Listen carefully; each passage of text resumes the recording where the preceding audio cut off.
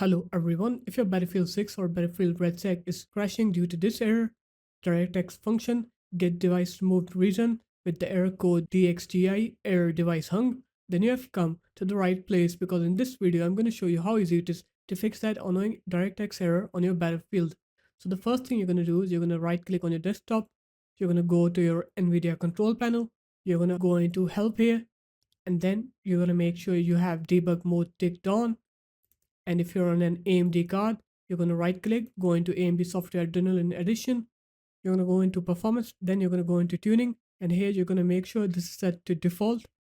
After that, what you're going to do is you're going to open up Steam. And then you're going to go into your Battlefield 6.